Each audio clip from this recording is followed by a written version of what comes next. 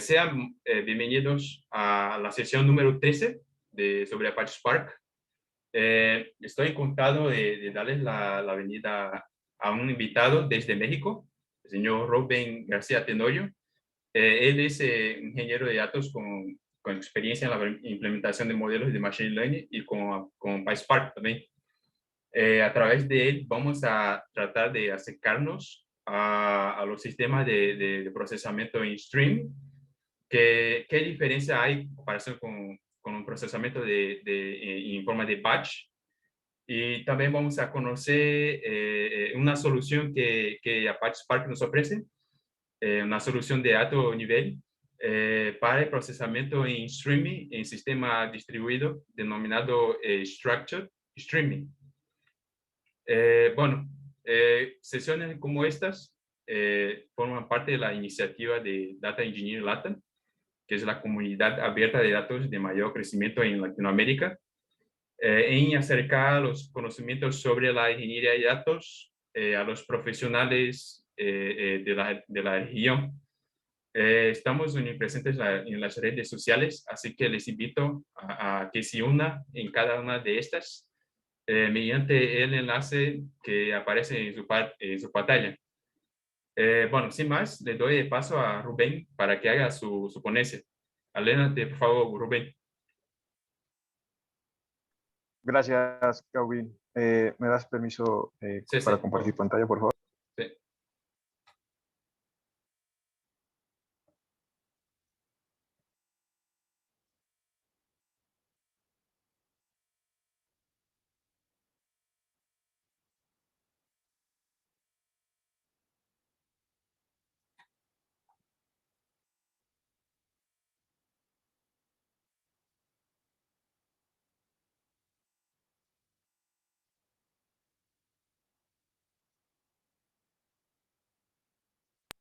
No tengo permiso, Calvin. ¿No tienen el permiso? Sí. A ver.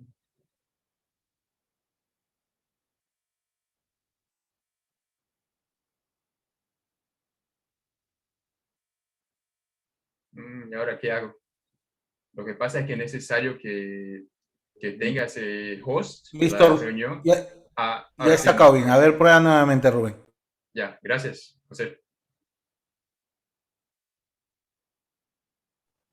Listo. Dejen aquí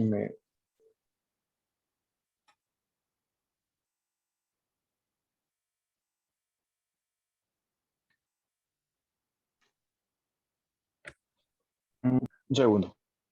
Okay.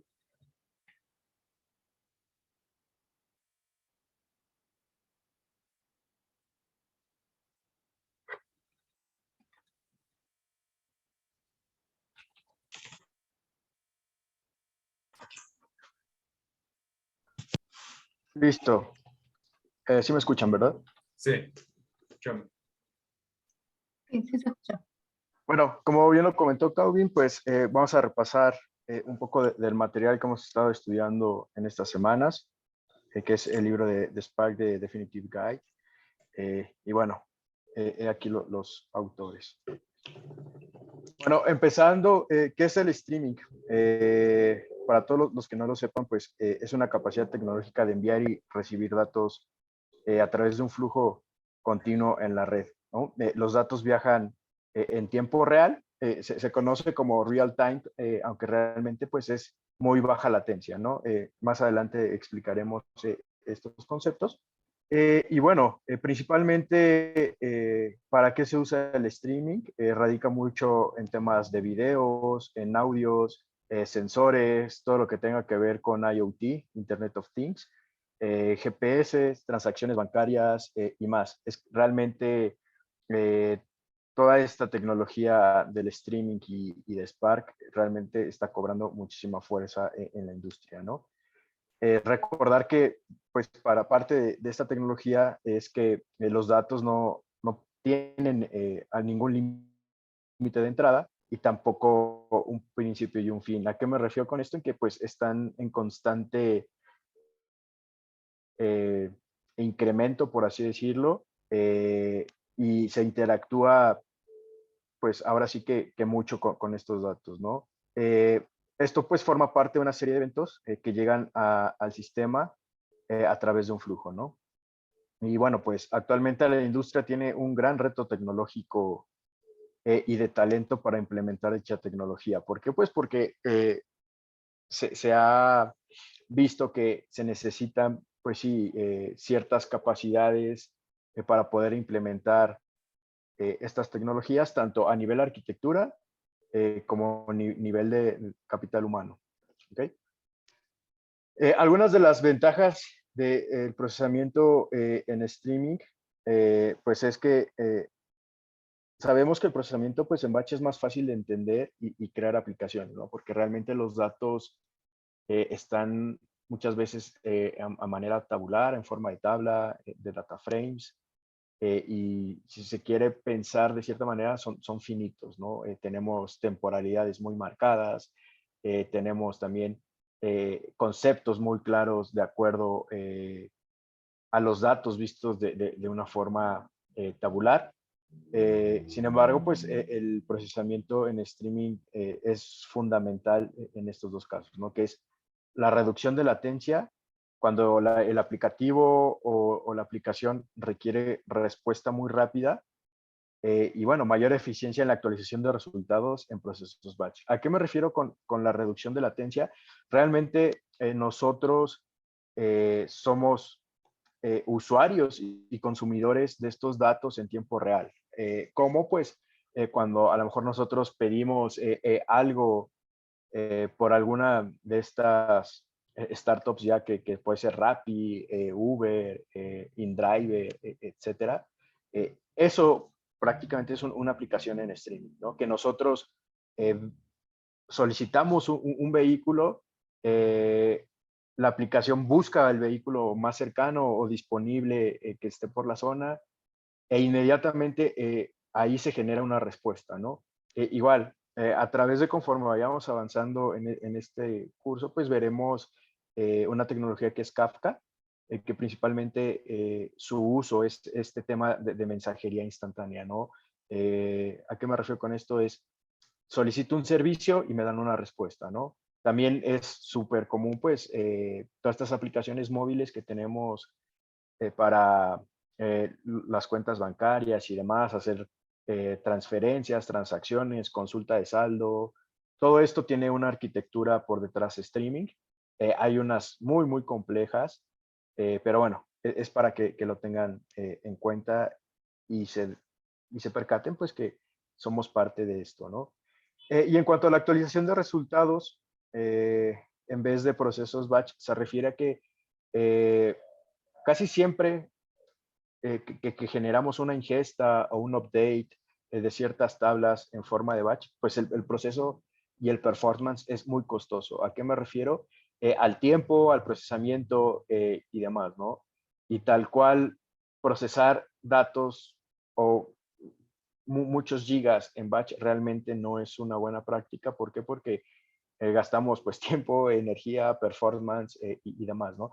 Lo que hace el servicio de streaming pues es a lo mejor sí se va a gastar la primera vez, pero para las actualizaciones recurrentes, como trabaja streaming con microbatches, es que se van a ir actualizando únicamente los nuevos registros, ¿no? Lo pasado queda intacto y se va a ir agregando estos nuevos registros.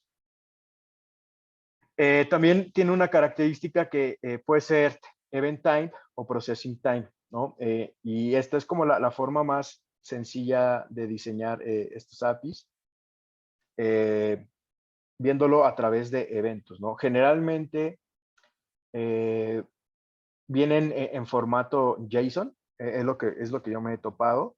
Sin embargo, también podemos encontrarlos en formatos no SQL, ¿no? Como son estas llave valor, bases de datos columnares, grafos y verlos de manera como documentos.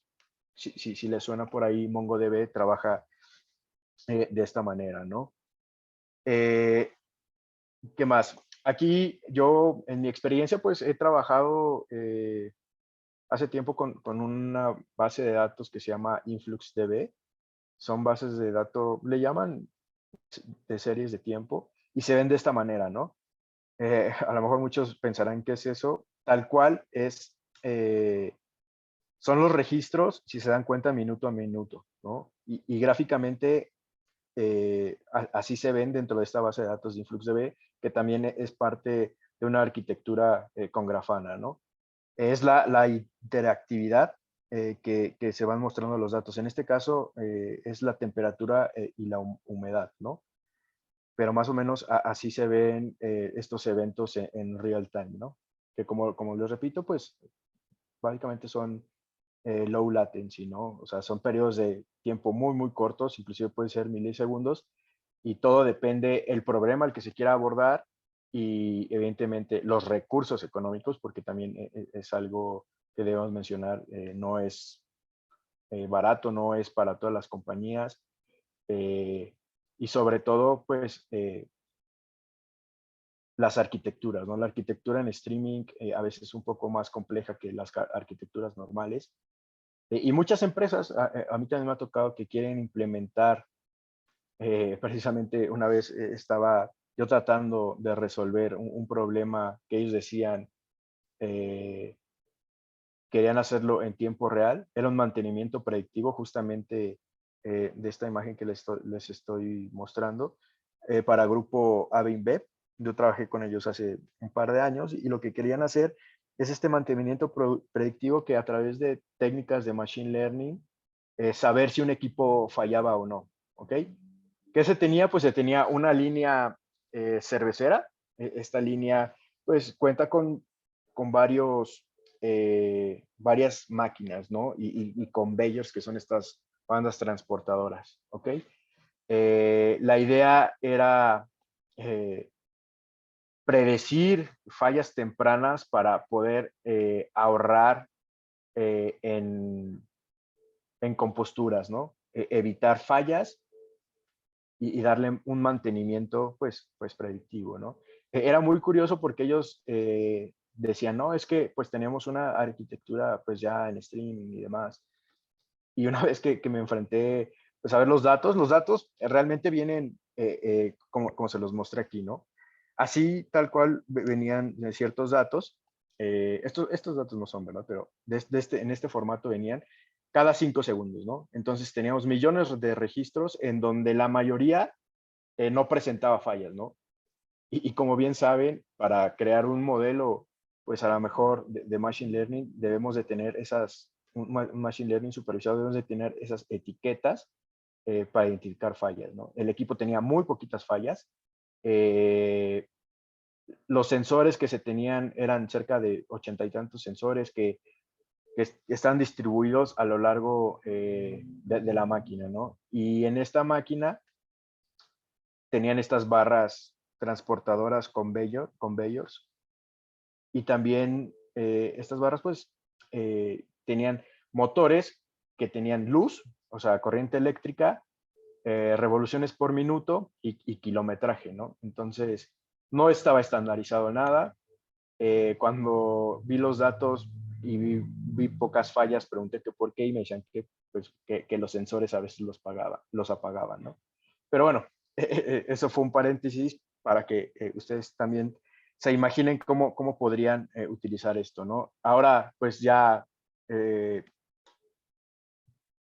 creo que tenemos todos en casa a lo mejor algún dispositivo inteligente llamado Alexa o inclusive el televisor y demás. Bueno, pues toda esta arquitectura de streaming, más o menos así van guardando los datos, ¿ok? Y bueno, hay dos tipos de procesamiento, que es el procesamiento continuo y el microbatching. Esencialmente los sistemas de procesamiento continuo están basados en transmitir eventos, ¿no? Cuando nosotros empezamos a documentarnos sobre streaming, el concepto de datos cambia un poco. ¿A qué me refiero que cambia un poco? En que todo lo manejan como eventos, ¿no? No deseo que se pierdan y que piensen que son dos cosas distintas, ¿no? sino más bien la literatura así lo dice, ¿no? Como eventos. ¿Y qué es lo que pasa aquí? Pues que estos eventos, que pueden ser, como ya lo vimos, videos, audios, GPS, etcétera, están pues generando continuamente estos registros, estos eventos, a través pues de una baja latencia, ¿no? Que se traduce como en real time, ¿no? Entonces, viaja la data, aquí tienen estos eventos, que digamos que cada uno de estos es un registro a la vez, y esto pues nos da después un resultado, ¿ok? Y ahora, existen dos maneras de utilizar el framework de streaming para Spark. El primero de estos es el D-Stream, que fue creado por allá del 2012. Es estrictamente microbatch y declarativo. ¿A qué me refiero con declarativo? Que es basado pues, en funciones y objetos propiamente. Pero el principal problema de esto es que no es compatible con la hora del evento, ¿no? O sea, sí te genera eventos, datos, pero no le cuesta trabajo identificar si es un horario específico, ¿no?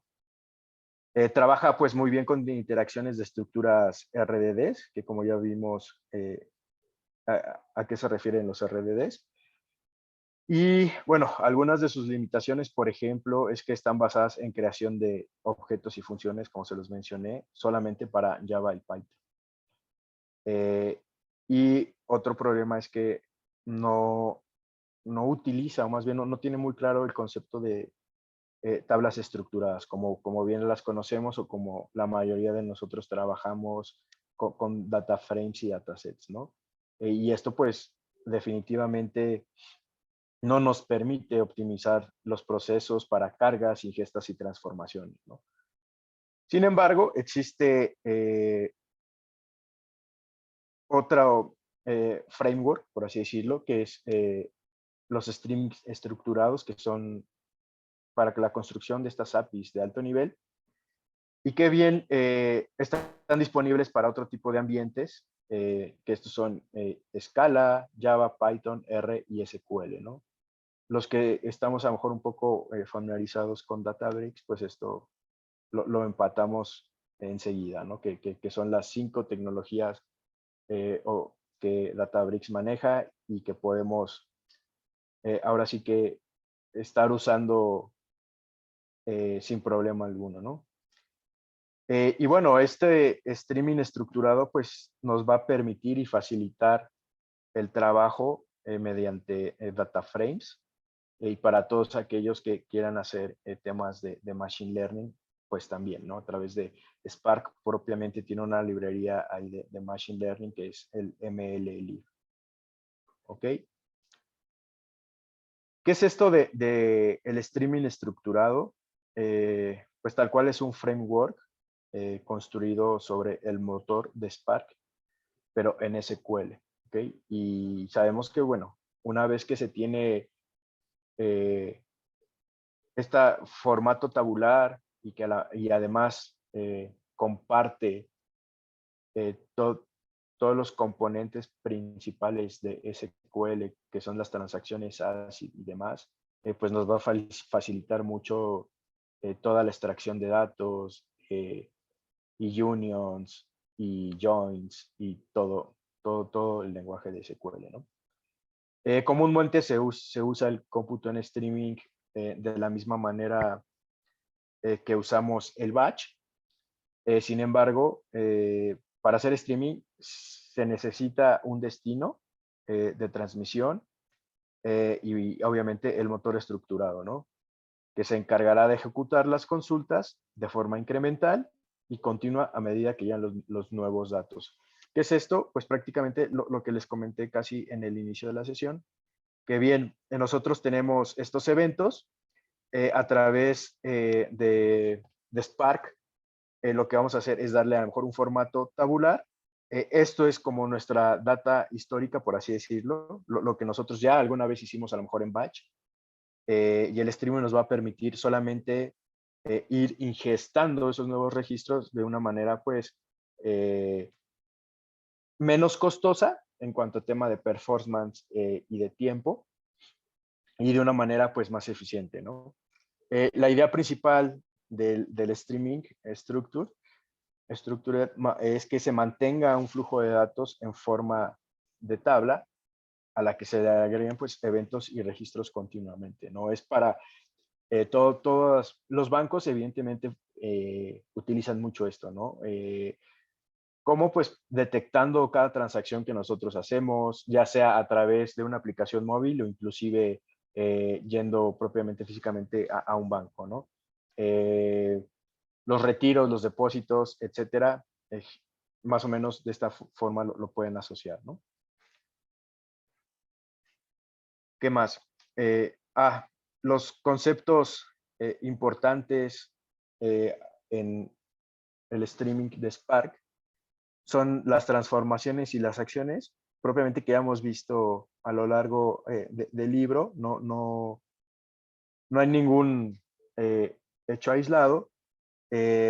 También hay la forma de estos inputs que les hablé hace rato de Apache Kafka, que es un servicio de mensajería instantánea, por así decirlo.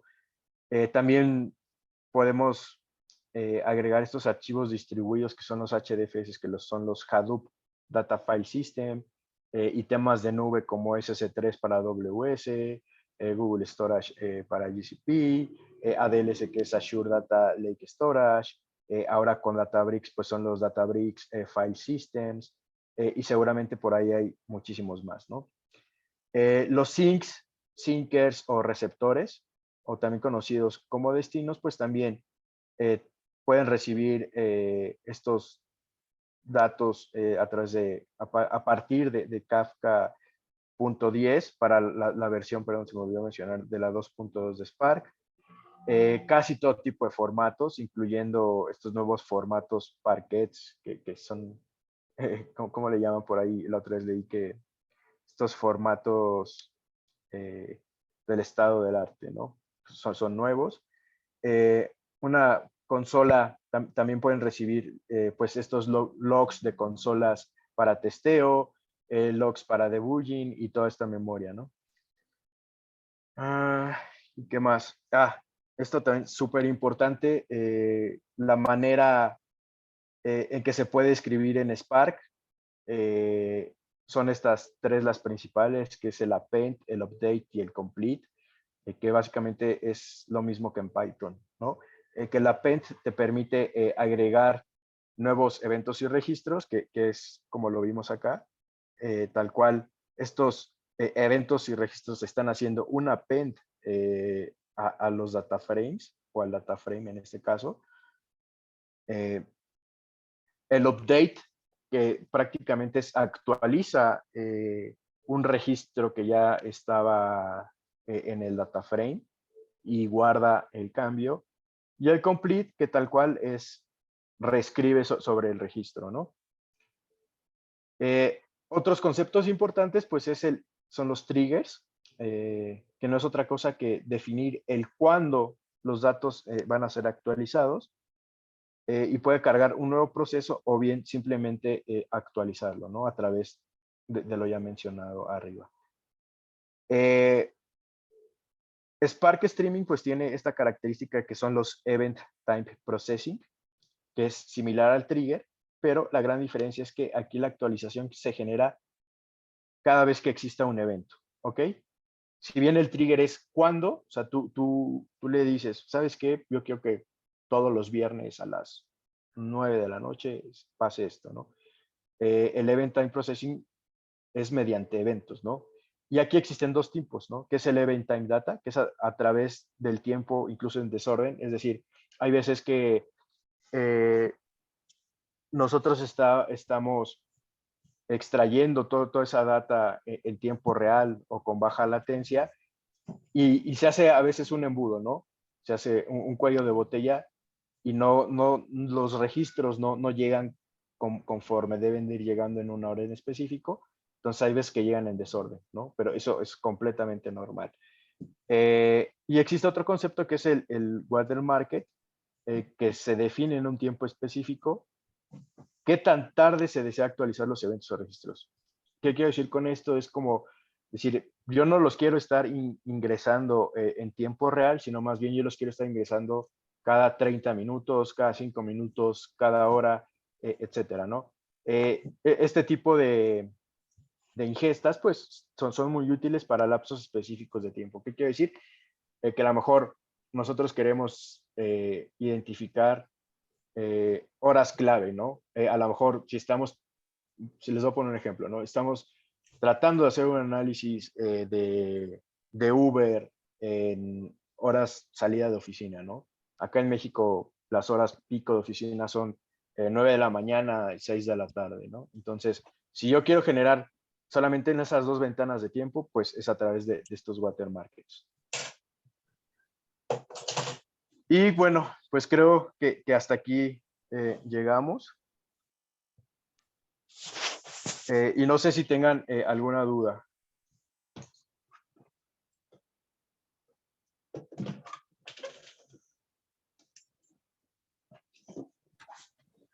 ¿Alguna duda, algún comentario?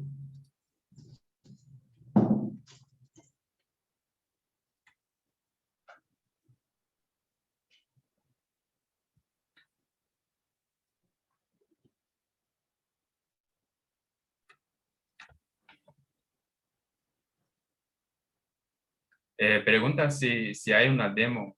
Bueno, bueno, en esa sesión, como es una sesión introductoria, entonces sí, vamos a, o sea, nos enfocamos un poco más en tratar de entender los conceptos por detrás de de procesamiento en streaming, ¿no? Pero en la próxima sesión vamos a ver de manera más específica el tema de streaming, sobre todo para entender la diferencia entre el procesamiento de event time versus procesamiento en timing, ¿no? O sea, para ver la diferencia entre procesamiento mediante, bueno, cuando los datos llegan a la base de datos versus el procesamiento cuando los datos son generados, ¿no? Y de ahí vamos a ver una demo, quizás con una herramienta de Kafka. Kafka es una herramienta de almacenamiento que se utiliza mucho para extraer los datos en streaming. Y por ahí vamos a ver en acción, ¿no? Algún código. Pero la verdad es que Apache Struct Streaming es muy sencillo en comparación con Spark SQL. Básicamente no cambia mucho. Bueno, si tengo una serie de transformaciones que se ha hecho mediante los data frames o los datasets, si lo quiero pasar a streaming, lo único que debo hacer es cambiar, bueno, básicamente especificar de que sea streaming. O sea, hay un método dentro de Spark Session que se llama, parece, read streaming, ¿no? Entonces, hay que definir que voy a leer los datos de streaming y enseguida voy a tener que definir también cómo sería el tema de la escritura de los datos, ¿no? Que sea también a una base de streaming como por ejemplo Kafka, y de ahí, bueno, el procesamiento ya se transforma a streaming, ¿no? Muy sencillo, ¿no? No hay que cambiar y nada, todos los temas de las transformaciones de acciones, structured streaming. También se procesan los datos en los data frames, los datasets, tomando las ventajas que nos ofrecen los data frames o los datasets, que es las relacionadas a la optimización de las queries. Entonces, es muy sencillo. Y en en la siguiente sesión vamos a ver en la práctica cómo sería, ¿no? Una especie de una demo con un motor de streaming como con Kafka, por ejemplo, ¿no? Que es la más conocida, ¿no?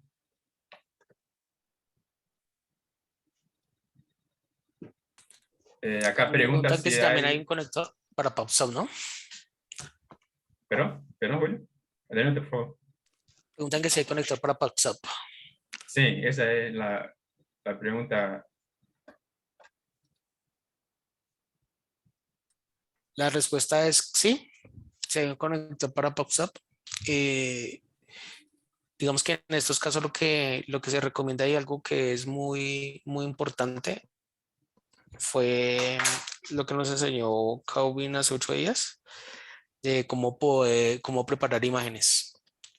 ¿Sí? Entonces, sobre esa imagen base que, por ejemplo, nos mostraba Calvin de Spark, se pueden pasar las librerías, que son todo el conjunto de dependencias que se requieren. ¿Listo? O sea, librerías que nos permitan conectarnos a Google Cloud Storage, a PubSub, a BigQuery. Entonces, ellas como tal se cargan en la carpeta libs. Cuando se construye la imagen, se inyectan allí y ya con esa imagen, digamos, estamos trabajando en Kubernetes, pues simplemente referenciamos esa imagen que ya tiene esas dependencias y ya podemos comenzar a trabajar directamente con PubSub, con Google Cloud Storage o con BigQuery, directamente en Spark.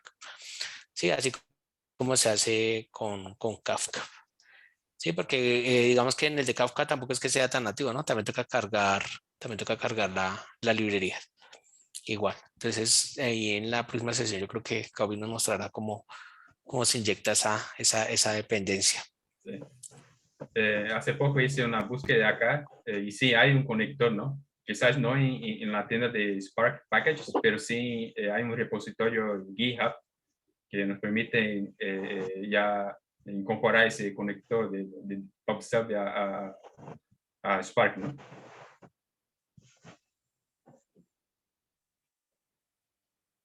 Bueno, ¿alguien tiene una pregunta más sobre Structured Streaming?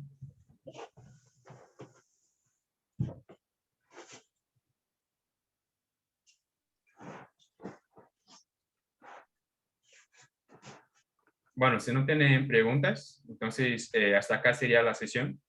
Como ya les comenté, en la siguiente sesión vamos a profundizar un poco más y verlo de manera práctica cómo funciona el sistema de Structured Streaming. Así que les espero el próximo viernes a esa misma hora, ¿no? Bueno, entonces queda cerrada esa sesión. Así que muchas gracias a todos. No se intimiden por el tema de que Spark sea un motor de procesamiento avanzado. La idea acá es que el tema sea lo más práctico, o sea, lo más didacto posible para que todos la entiendan, ¿no? Bueno, en el comienzo de esa presentación, uno de ustedes han preguntado o sea, ¿para qué sirve Spark? Spark, ¿de qué consiste Spark? Apache Spark es básicamente un motor en la que un ingeniero de datos, un científico de datos y un analista de datos puede operar, ¿no?